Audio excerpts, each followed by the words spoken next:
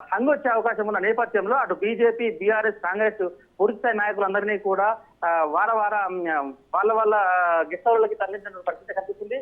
అదేవిధంగా కొన్ని ప్రాంతాల్లో అయితే ఇండిపెండెంట్ అభ్యర్థులు కూడా కీలకంగా ఉన్నారు. వారిని కూడా కంట కనిపెడుతూ వాళ్ళ కదలికలను కూడా చూస్తూ ప్రధాన పార్టీలు వాళ్ళపై కూడా కన్నేసిన పరిస్థితి కనిపిస్తుంది. మొత్తానికి గత రాత్రి నుంచే బేరసారాలు అయితే కొనసాగుతా ఉన్నాయి.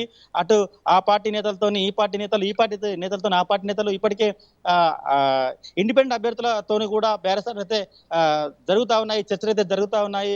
మరొక గంటలో ఫలితాలకు సంబంధించి ఫలితాలు రానున్న నేపథ్యంలో అటు ఇండిపెండెంట్లకు కూడా ఎక్కువ మొత్తంలో డబ్బులు ఇచ్చేసి వాళ్ళని కొనే అవకాశాలు కూడా లేకపోలేదు. అయితే రాజు, ఫలితాలు పూర్తి స్థాయిలో రాకముందే అభ్యర్థుల్ని క్యాంపులకు తరలించాల్సిన అవసరం ఏ పార్టీకి ఎక్కువగా కనిపిస్తుంది అక్కడ? ముఖ్యంగా బీఆర్ఎస్ పార్టీ నాయకులు, అధికార పార్టీ కాంగ్రెస్ నాయకులు కొనుగోలు చేస్తారేమో అని చెప్పి భయపడి అధికారంలో ఉన్నారు కాబట్టి అధికారాన్ని వాళ్ళు వినియోగించుకొని మా పార్టీ నేతలను కొనే అవకాశం ఉందని చెప్పి వాళ్ళు ముందుగానే పసిగట్టి మొన్న ఎలక్షన్ అయిపోయిన వెంటనే వాళ్ళందరినీ కూడా అదే రోజు రాత్రికి రాత్రే తరలించిన పరిస్థితి కనిపిస్తుంది. అయితే నిన్నటి ఉదయం మాత్రం బీజేపీ నాయకులు వారి సంబంధించినటువంటి అభ్యర్థులను తరలించారు. అయితే కాంగ్రెస్ కూడా ఎందుకైనా మంచిదని చెప్పి కాంగ్రెస్ నాయకులు కూడా వారి అభ్యర్థులందరినీ కూడా సుదూర ప్రాంతాలకు తరలించారు. మొత్తానికి ఇక్కడ కాంగ్రెస్ పార్టీకి అంటే అధికారంలో ఉన్నటువంటి కాంగ్రెస్ పార్టీకి భయపడి మిగతా ప్రతిపక్ష పార్టీలు మాత్రము వాళ్ళ అభ్యర్థులని అందరినీ కూడా అటు గెస్ట్ హౌస్లకి, ఫామ్ హౌస్లకి తరలించిన పరిస్థితి కనిపిస్తా ఉంది. అటు కొంతమందిని అయితే సుదూర ప్రాంతాలకు, అటు గోవా లాంటి తర్వాత బెంగళూరు లాంటి ప్రాంతాలకు కూడా తరలించిన పరిస్థితి కనిపిస్తుంది. మొత్తానికి అధికార బలంతోని మాపై ఏమైనా అఘాయిత్యం చేస్తారని చెప్పి ఆలోచనతోనే ప్రతిపక్ష పార్టీలు అయినటువంటి ఆ బీఆర్ఎస్, బీజేపీ నాయకులు తీసుకుపోయినటువంటి పరిస్థితి కనిపిస్తుంది. అదేవిధంగా ఇండిపెండెంట్ అభ్యర్థులను కూడా కాంగ్రెస్ నాయకులు ఇప్పటికే వాళ్ళ గుప్పిట్లో ఉంచుకున్నట్టుగా అయితే మనకు సమాచారం అవుతుంది. దానికి సంబంధించి ఇక పూర్తిస్థాయి సమాచారం రావాల్సి ఉంది. అయితే ఇండిపెండెంట్ అభ్యర్థులు ఎక్కడ ఉన్నారనే సమాచారం ఇప్పటికీ ఎవరికి అంతు చిక్కని పరిస్థితి కనిపిస్తూ ఉంది. అటు బీఆర్ఎస్ నాయకులు కొన్ని ప్రాంతాల్లో అయితే మెజారిటీ స్థానాలు మాత్రం అటు బీఆర్ఎస్ కాంగ్రెస్ మధ్యలోనే ఉంటుంది. కానీ కొద్దిగా హంగొచ్చే అవకాశం ఉన్న చోట బీజేపీ కూడా కీలకం కానున్న నేపథ్యంలో వాళ్ళు కూడా కొంత తొందరపడి వాళ్ళని కూడా సుదూర ప్రాంతాలకు తరలించారు.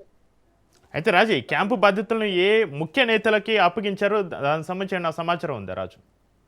అయితే ఎక్కడికక్కడ ఇప్పుడు కాంగ్రెస్ కావచ్చు, బీఆర్ఎస్ కావచ్చు, బీజేపీ కావచ్చు, వారి ఎమ్మెల్యేలు ఉన్న చోట ఖచ్చితంగా మీ స్థానాల్లో ఉన్నటువంటి మున్సిపాలిటీని మీరే గెలుచుకొని రావాల్సిందిగా వారి బాధ్యతలు పెట్టిన నేపథ్యంలో దుబ్బాక, ఉదాహరణకు దుబ్బాక చూసుకుంటే దుబ్బాక సంబంధించి దుబ్బాక మున్సిపాలిటీ దుబ్బాక ఎమ్మెల్యే కొత్త ప్రభాకర్ రెడ్డి వారి ఆధ్వర్యంలో ఇక్కడ నుంచి క్యాంపుకు తరలి వెళ్లారు. అదేవిధంగా సిద్దిపేట జిల్లాకు సంబంధించి గజ్వెల్ అయితే హరీష్ రావు చూస్తున్నట్టుగా మనకు సమాచారం ఉంది. అదేవిధంగా తూప్రాన్ సంబంధించి కూడా హరీష్ రావు చూసినట్టుగా సమాచారం ఉంది. అదేవిధంగా మెదక్ సంబంధించి మెదక్ పద్మా దేవేందర్ రెడ్డి, తర్వాత నర్సాపూర్ సంబంధించి సునీత లక్ష్మారెడ్డి వారి కన్సర్నల్లో వారి అభ్యర్థులను వారు తీసుకుపోయినట్టుగా కనిపిస్తా ఉంది. అదేవిధంగా సంగారెడ్డికి సంబంధించి సంగారెడ్డి చింత ప్రభాకర్, జైరాబాద్ సంబంధించి మాణిక్రావు, ఇట్లా ఎక్కడెక్కడైతే ఎవరెవరి అభ్యర్థులు వాళ్ళ ఎమ్మెల్యేలు ఉన్నారో లేకపోతే బలమైన నాయకులు ఉన్నారో వారి అభ్యర్థులను పార్టీలకు వాళ్ళు గిఫ్ట్ గా ఇవ్వాలి కాబట్టి వాళ్ళు ఇచ్చిన మాట ప్రకారం నిలబడాలి కాబట్టి వాళ్ళ అభ్యర్థులను తీసుకుపోయి వాళ్ళ గుప్పిట్టు పరిస్థితి కనిపిస్తా ఉంది. ముఖ్యంగా మెదక్ జిల్లాకు సంబంధించి అటు హరీష్ రావు జిల్లాధ్యక్షుడు సాహిత్యంలో వీళ్ళందరూ కూడా క్యాంపుకు తరలిగా కనిపిస్తుంది. అదేవిధంగా మెదక్ సంబంధించి అటు మైనంపల్లి హనుమంతరావు, మైనంపల్లి రోహిత్ రావు వారికి సంబంధించినటువంటి వారి కన్సర్నల్లో క్యాంపుకు వెళ్ళినట్టుగా కనిపిస్తా ఉంది. అదేవిధంగా సంగారెడ్డి జిల్లాకు సంబంధించి అటు చింతా ప్రభాకర్, తర్వాత జగ్గారెడ్డి కూడా ఆ జిల్లాలో కొన్ని అటు సదాశివపేట, సంగారెడ్డికి సంబంధించినటువంటి అభ్యర్థుల్ని వారి కన్సర్న్లో ఉంచినట్టుగా కనిపిస్తుంది. అదేవిధంగా వారు వన్ సైడ్ అయినటువంటి ఏదైతే ఆందోళ్ తర్వాత నారాయణకి సంబంధించి దామోదర్ రాజనరసింహ చూస్తున్నారు. కానీ అక్కడ పెద్దగా లేకపోవచ్చు, ఎందుకంటే అక్కడ కాంగ్రెస్ గెలిచే అవకాశం సుస్పష్టంగా కనిపిస్తుంది. కానీ జహీరాబాద్ తర్వాత కోహిరికి సంబంధించి అక్కడ కూడా కొంత బలమైనటువంటి పార్టీలు అటు బీఆర్ఎస్ కాంగ్రెస్ మధ్య పోటీ ఉంటుంది కాబట్టి అక్కడ కూడా కొద్దిగా జాగ్రత్త పడి ఎమ్మెల్యే మాణిక్రావు కూడా వాళ్ళందరినీ క్యాంపుకు తీసుకెళ్ళినట్టుగా తెలుస్తుంది. అదేవిధంగా దామోదర్ రాజనరసింహ కూడా అక్కడ కొంత కన్నేసి వాళ్ళందరినీ ఎవరైతే ఇండిపెండెంట్ ఉన్నారో వాళ్ళను క్యాంపుకు తీసుకెళ్ళినట్టుగా కనిపిస్తుంది. మొత్తం మీద ఎక్కడెక్కడైతే వారి మున్సిపాలిటీలలో ఉన్నటువంటి అభ్యర్థులను వారి గుప్పిట్లో ఉంచుకొని వాళ్ళు క్యాంపుకు తీసుకెళ్ళినట్టుగా అయితే మనకు సుస్పష్టంగా కనిపిస్తుంది. ఈ క్యాంపులకు సంబంధించినటువంటి విషయంలో ఇప్పటికే అటు దామోదర్ రాజనరసింహ కావచ్చు, ప్రభాకర్ కావచ్చు, తర్వాత కొత్త ప్రభాకర్ రెడ్డి కావచ్చు, హరీష్ రావు కావచ్చు, కీలకంగా వ్యవహరిస్తూ వాళ్ళందరినీ కూడా క్యాంపులకు తీసుకెళ్ళినట్టుగా మనకైతే సుస్పష్టంగా సమాచారం అయితే అందుతోంది. అయితే రాజు, కౌంటింగ్ ప్రారంభమైంది. ప్రస్తుతం కౌంటింగ్ కేంద్రాల వద్ద పరిస్థితి ఏ విధంగా, సిచ్యువేషన్ ఏ విధంగా ఉంది? కౌంటింగ్ హాల్లోకి ఎవరెవరికి మాత్రమే ప్రవేశం ఉంది? అక్కడ అభ్యర్థులు కానీ ఏజెంట్లకి పాసులు ఇచ్చారా? అక్కడ వరకు ఏమైనా సపరేట్ గ్యాలరీలు ఏర్పాటు చేశారా రాజు? అక్కడ ఏంటి సిచ్యువేషన్?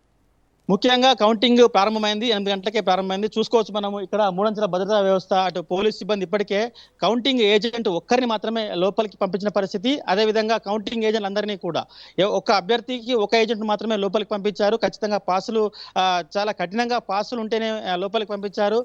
తద్వారా మీడియాకు కూడా ఒక గ్యాలరీ ఏర్పాటు చేశారు. ఇది మనం సుస్పష్టంగా చూసుకోవచ్చు.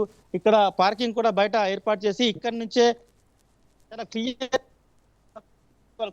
పరిశీలిస్తూ అందరినీ కూడా లోపలికి పంపిన పరిస్థితి. మూడంచెల భద్రతా వ్యవస్థను ఏర్పాటు చేశారు. 2-3 సీఏలు ఉంటూ మిగతా వారు పోలీస్ సిబ్బందిని పెద్ద మొత్తంలో పెట్టుకుంటూ ఇక్కడ కౌంటింగ్ దగ్గర పటిష్టమైన బందోబస్తు అయితే ఏర్పాటు చేశారు. అదేవిధంగా కౌంటింగ్ ఏజెంట్ ఒక్కరు మాత్రమే లోపలికి వెళ్ళాలి, మిగతా వారిని లోపలికి పంపించేది లేదు.